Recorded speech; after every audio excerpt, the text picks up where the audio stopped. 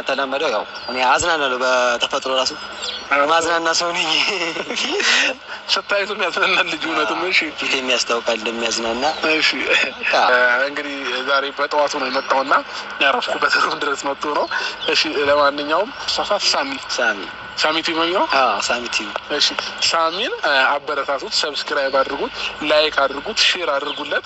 ቆንጆ ስራዎችን እየሰራ ያመጣላችኋል ወደ እናንተ።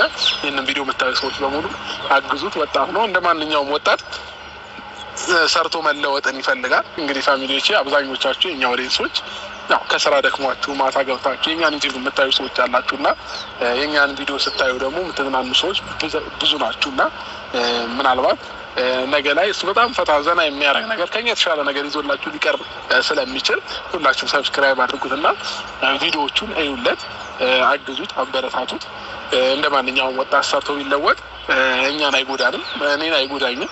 ትልቅ ቦታ ቢደርስ እኔን ምንም የሚጎዳኝ ነገር አይኖርም እና ሁላችሁ ይህንን ቪዲዮ የምታዩ ሰዎች ሰብስክራይብ አድርጉት፣ ላይክ አድርጉት።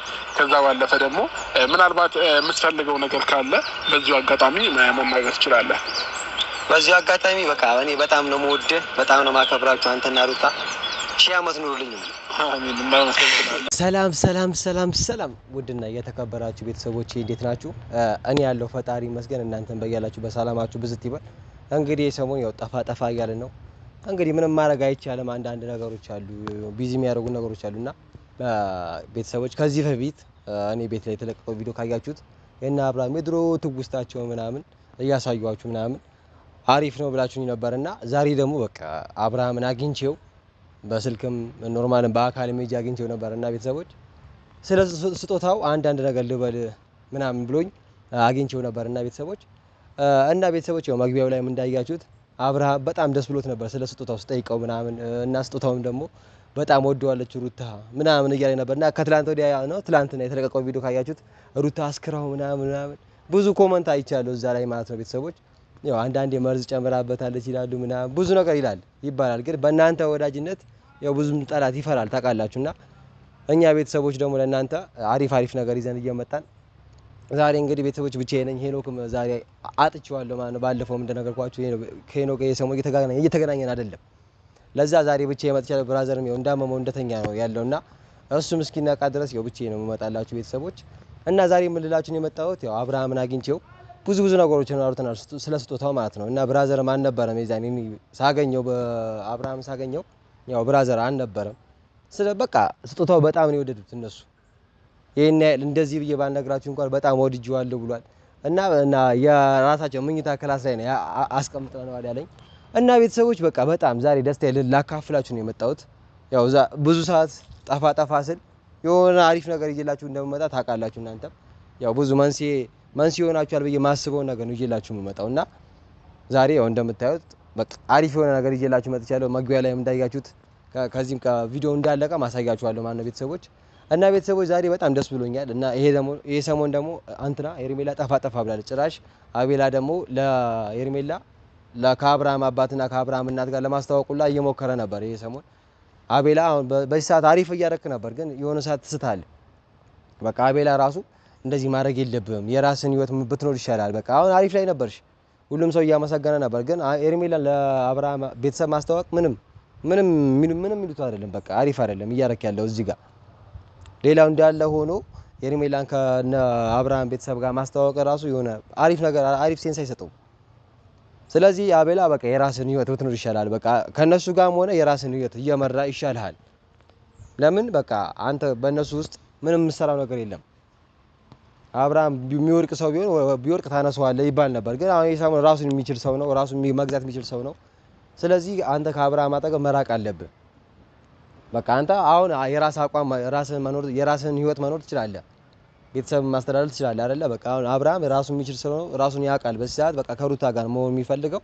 ስለዚህ ከሩታ ጋር በቃ አብረው ይሁኑ። ያም በቃ ያም ሆኖ እንደዛ ቡዜና መቻልም ደግሞ መታችሁ እነ ሩታና እና አቤላን እነ ሩታና እነ አብርሽን እያስታረቃችሁ ብዙ ቪዲዮ አይቻለሁ። እና ቤተሰቦች አሪፍ ነው። እናንተንም ሰምቶ ከተመለሰ አሪፍ ነው። ለኛ ራሱ በጣም በቃ አሪፍ ነው የሚሆንልን ለኛ ማለት ነው። እኛ እንለፈልፋለን ግን ምንም ጠብ የሚል ነገር የለም። ምናልባት እናንተን ሰምቷችሁ ከተመለሱ በጣም በቃ አሪፍ ነገር ነው ለኛ ራሱ። ምን ልላችሁ ነው በዚህ አጋጣሚ ሩታና አብርሃም ከዚህ በፊት ያሳለፉት ህይወት ከዚህ በፊት የነበራቸው አኗኗር ዘይቤና አሁን አንድ አይደለም። ድሮ በጣም ፍቅርም ነበረ፣ ጥላቻም ቢጣሉ እንኳን ቶሎ ይታረቁ ነበር። ይሄ ሰሞን በቃ ይሄ ትዳር ልጅ ከመጣ በኋላ ትዳር ውስጥ ከገቡ በኋላ ብዙ ጥልና ብዙ ጸብ ነበር ቤተሰቦች። ያኔ ከዚህ ቀደም በነበረው ቪዲዮ ነው ማሳየቻችኋለሁ። ያኔ በነበራቸው የዛን ሰዓት ደስታ ካያችሁት በጣም ልክ የሌለው ደስታ ነበር። እነ ሁላቸውም ጓደኞቹ ነበሩ፣ ሁሉም ነበሩ። በዚህ ሰዓት ግን ሁሉም የለም። ያለው ማን ነው? ከሩታ አጠገብ እነ ፈረንጁ አሉ፣ ከአብርሃም አጠገብ እና አቤል አሉ። በቃ እነዛ የሉም። የራሳቸውን ህይወት እየኖሩ ነው። በቃ እናንተ የራሳችሁን ህይወት ስትኖሩ በቃ ሁሉም ሰው ደስተኛ ነው። በቃ እናንተ የራሳችሁ ቦታ ስትይዙ እነዛ ሰዎች ራሱ ከእናንተ ጋር የነበሩ ሰዎች የራሳቸውን ህይወት መምራት ይጀምራሉ። የእናንተ ለቀቅ አድርገው አሁን ደግሞ የእናንተ ፍቅሯችሁ ነው የጠፋው እንጂ አኗኗራችሁ አንድ ነው። በቃ ፍቅራችሁ ጠፍቷል። የድሮ ፍቅራችሁ ይመለስ። በቃ ያኔ የነበራችሁ አንድ ቀን እንኳን ስልክ ሳትደዋወሉ የምታድሩበት ቀን አልነበረም። አሁን ግን በቃ በጣም ውጣ ውረድ ውስጥ ነው ያላችሁት።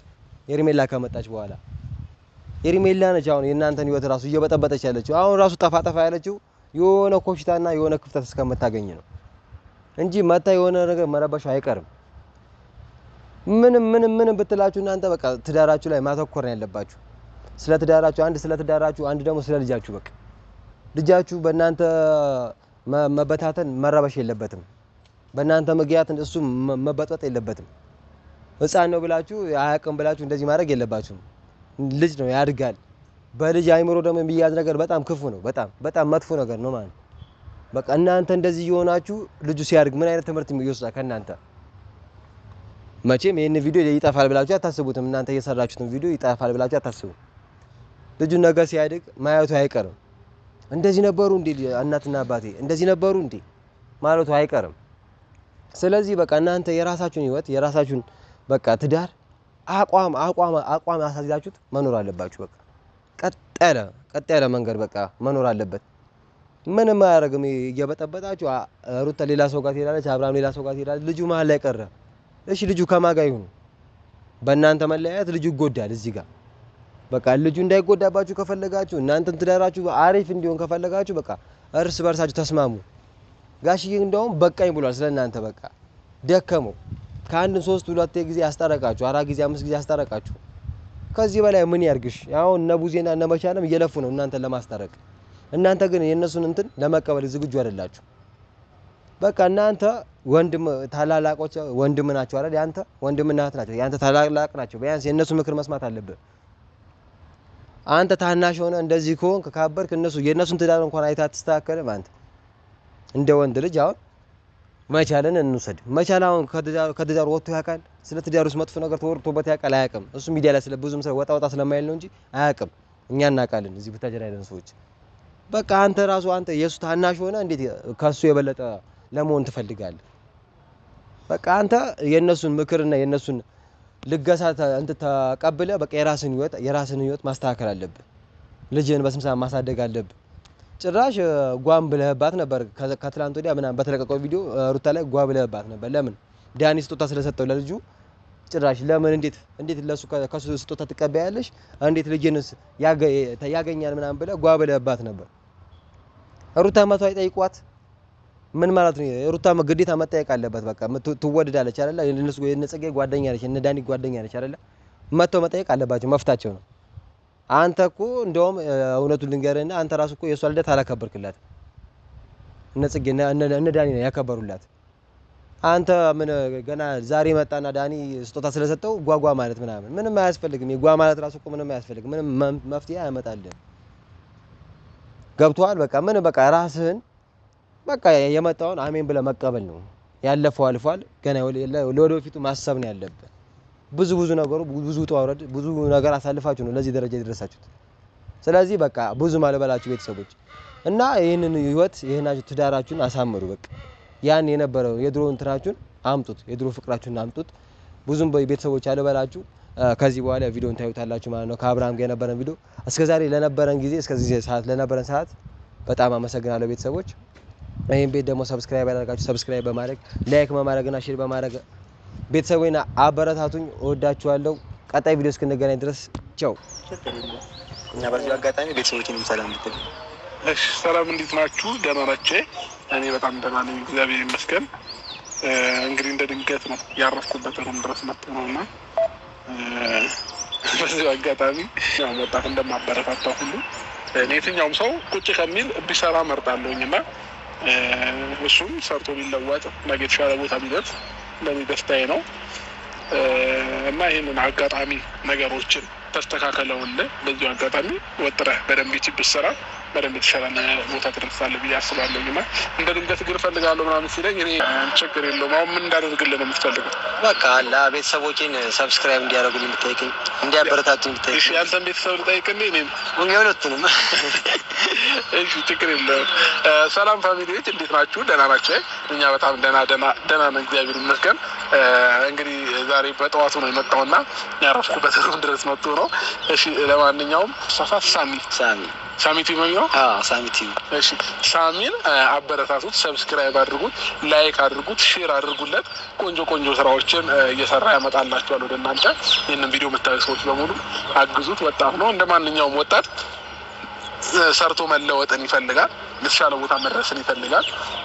ያው በቅርብ በደንብ እንትን ባንግባባም ባንተዋወቅም በርቀት ግን አውቀዋለሁኝ እና በደንብ ሰብስክራይብ አድርጋችሁ ታግዛችሁ ነገ ላይ የተሻለ ቦታ እንድታደርሱት እጠይቃችኋለሁኝ። ተለመደው ያው እኔ አዝናናለሁ፣ በተፈጥሮ ራሱ ማዝናና ሰው ነኝ። ስታዩት የሚያዝናናል ልጅ እውነትም። እሺ ፊት የሚያስታውቃል እንደሚያዝናና። እሺ እንግዲህ ፋሚሊዎቼ አብዛኞቻችሁ የኛ ኦዲየንሶች ያው ከስራ ደክሟችሁ ማታ ገብታችሁ የኛን ዩቲዩብ የምታዩ ሰዎች አላችሁ እና የኛን ቪዲዮ ስታዩ ደግሞ የምትዝናኑ ሰዎች ብዙ ናችሁ እና ምናልባት ነገ ላይ እሱ በጣም ፈታ ዘና የሚያደርግ ነገር ከኛ የተሻለ ነገር ይዞላችሁ ሊቀርብ ስለሚችል ሁላችሁም ሰብስክራይብ አድርጉትና ቪዲዮዎቹን እዩለት፣ አግዙት፣ አበረታቱት። እንደ ማንኛውም ወጣት ሰርቶ ቢለወጥ እኛን አይጎዳንም፣ እኔን አይጎዳኝም። ትልቅ ቦታ ቢደርስ እኔን ምንም የሚጎዳኝ ነገር አይኖርም እና ሁላችሁ ይህንን ቪዲዮ የምታዩ ሰዎች ሰብስክራይብ አድርጉት፣ ላይክ አድርጉት። ከዛ ባለፈ ደግሞ ምናልባት የምትፈልገው ነገር ካለ በዚሁ አጋጣሚ መናገር ትችላለህ።